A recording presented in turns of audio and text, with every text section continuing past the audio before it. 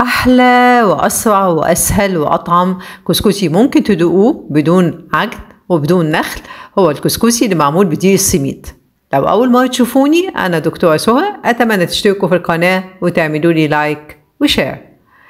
في طاسة غويطة على النار هننزل بمعلقتين سمنة نسيحهم ونطفي بعد كده النار، وننزل على السمنة السايحة بكوباية من دقيق السميد، الكوباية بتاعت مج الشاي العادية، هنقلب السميد مع السمنة كويس قوي لحد ما كل ذرات السميد تتغلف بالسمنة ونتأكد من كده.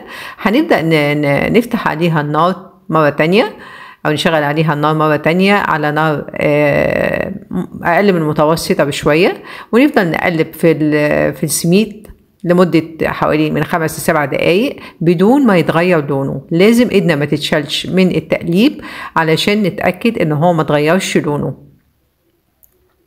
ولما يوصل للقوام ده هننزل عليه بنص كوباية مية مغلية. أنا عملته قبل كده، حطيت عليه مرة واحدة كوباية مية مغلية، لقيته الحقيقة عجن وما كانش حلو، فحبيت أحط المية بالتدريج، طلعت النتيجة ممتازة. فحطيت الأول نص كوباية مية مغلية وفضلت أقلب فيه لحد ما شرب المية تماما. في الأول هيبقى بيكلكع ويعمل كور كبيرة، بعد كده هيفك لوحده ويفرفر. لما دقته لقيته لسه ما استواش، فضفت له كمان ربع كوباية مية مغلية وقلبته تاني لحد ما استوى. وطبعا بعرف انه استوى اني بدوقه يعني.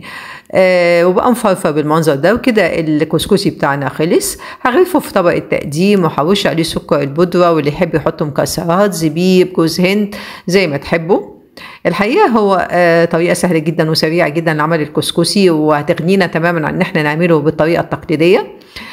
طعمه حلو قوي قوي، وبالظبط ما يفيش اي حاجه عن الكسكسي اللي معمول بالطريقه التقليديه. الحقيقه دي السميد ممتاز في عمل الكسكسي. فاتمنى لو وصفه النهارده عجبتكم انكم تنفذوها، لانها فعلا وصفه سهله وبسيطه وتنفع للفطار، وهتعجبكم ان شاء الله جدا. وبالهنا.